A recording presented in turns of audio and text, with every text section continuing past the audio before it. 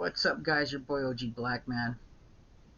I'm gonna give you guys part two of El Muletas from Tijuana, or should we say El Muletas de Jalisco now.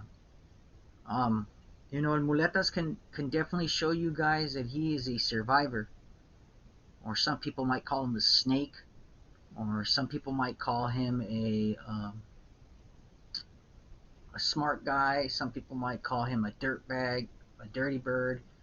You call him whatever you want, but Muletas is no longer in prison. That's for once. He is no longer in Tijuana. That's for two. And he is in Jalisco. I mean, he's moved up definitely in the ranks. A lot of you guys don't know why Muletas is no longer in Tijuana, and I'm gonna break it for you guys. Information that OG Black got about why Muletas is not in Tijuana anymore, and he hasn't been there for almost a full year, guys. Was because part of the breaking and the bordering deal of the Arellano-Félixes and a lot of those people there in Tijuana who are working, one of the deals that they had that Muletas helped broker. If you guys saw the video I said the other day, Muleta said that he didn't work with the Arellano-Félixes. He says that I don't mess with them because they kill kids and women and children and stuff like that. If you guys want to know the understanding at that part, Muletas worked for the Sinaloa Cartel in Tijuana. For about the last 15, no, maybe the last 10 years, the Sinaloa Cartel has had a strong hold in Tijuana.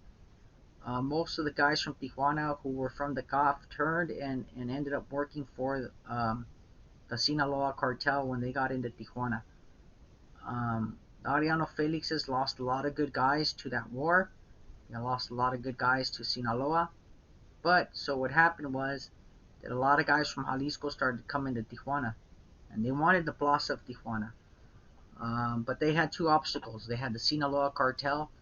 They had some of the Gulf Cartel there, and they had what was left of the Arellano-Félixes, which will always be there in my eyes. And no matter what happens, I think the plaza of Tijuana will always belong to the Arellano-Félixes. So a lot of guys from the Cartel Arellano-Félix went rogue, went to Sinaloa, and that's where Muletas fits in. He doesn't like to talk about the fact that he was original member of the Arellano-Félix clan, but not for long. He was, I think, minimum a year from their clan, and then he ended up branching out and doing his own thing, and ended up getting the attention of Sinaloa. But to him, it was a better deal because Sinaloa came with more arsenal, more money, more men, more help from El Señor and Los Menores and El Chapo.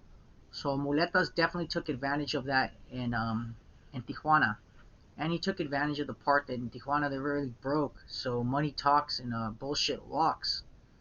And Muletas really took advantage of that because the Sinaloenses came with a lot of money and a lot of weapons. Muletas, he's from the Florido area. He's from the Sanchez area. He's from El Nino. He's from these areas that are relatively new to Tijuana, but they're really close to some of the older, how would you say, municipios or smaller cities in there. Muletas, part of the deal was when Muletas got out of jail, he wasn't allowed to return back to Tijuana. From my understanding, he was told he was going to be killed if he returned back to Tijuana. The COF definitely had it out for him. The Sinaloenses definitely had it out for him. So, Muletas is one of those guys that they call a chapulín. When you're a chapulín, eso no vale. Muletas would be his third cartel that he works for now. And he is a sole survivor, he's showing you. He was once a Tijuana cartel, once a Sinaloa cartel, now he's Cartel Jalisco Nueva Generación. Part of that deal that they brokered was that Muletas was not to return to Tijuana, and he was not allowed back. So the way Muleta saw it was, if I can't go back home, might as well join somebody else who wants me. I was surprised the guys from Jalisco didn't kill him. I guess they're using him. Um, Muletas, when he was in Tijuana, he was definitely a person to be feared, a person to be scared of. He was in your typical nautical. He was at the palenques, he was at the cockfights, he was at the horse races, he was at the carreras. Tijuana for a long time had a little Fast and the Furious problem. Everybody racing their cars, stealing cars from San Diego and bringing them over, and people were definitely living that life. Muletas, I'm gonna tell you a story about Muletas. So Muletas ended up going to a cockfight once, right? And he usually went pretty heavy, but this time he didn't. He went with three guys, three or four from my understanding. Muletas was the type of guy who liked to bet. He liked to people know who he was, and he had a dirty habit of hanging around cops because he knew a lot of them. So Muletas gets to the cockfight, and when you get to the cockfight, guys, you get searched from head to toe search. Um, Muletas was um, was definitely a person of interest. You know, there was a lot of cartels. At the cockfights, you guys from Sinaloa, guys from Michoacan, guys from Juarez, guys from Matamoros, guys from Tijuana, guys from Mexicali, guys from Ensenada. And Muletas was living in Tecate at that time.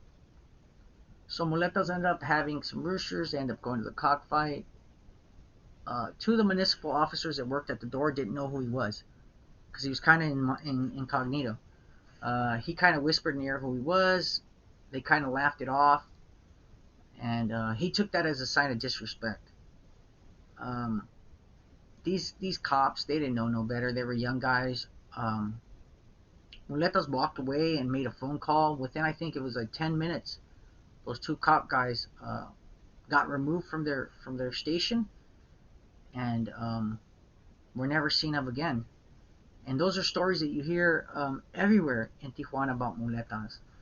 You hear the stories about him coming in his caravans of trucks and jumping off. And he walked kind of a little crooked because he had a bad knee and a bad back. He liked to drink. He liked women a lot. He had a drinking and a woman problem, and a lot of people said he used a lot of cocaine.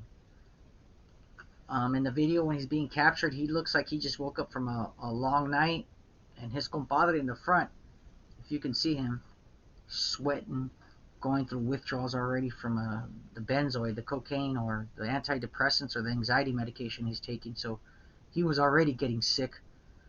Um, Muletas caused a lot of fear in Tijuana. He had a lot of people killed. He had a lot of people picked up.